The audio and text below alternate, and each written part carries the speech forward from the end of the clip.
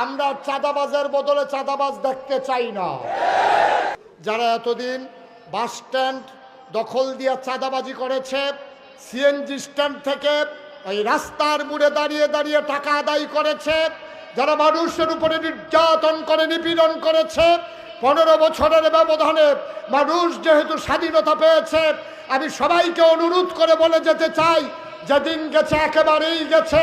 Bus stand একতারা দখল দিয়ে টাকা উঠাইছে, এই বাংলাদেশ যতদিন থাকবে দখল দিয়ে যেন কাজে চাঁদাবাজি না করতে পারে, আমাদের দায়িত্ব হয়ে গেছে। ঠিক কিনা বলেন? আমরা চাঁদাবাজের বদলে চাঁদাবাজ দেখতে চাই না। সন্ত্রাসীর বিরুদ্ধে সন্ত্রাসী আর দেখতে চাই না।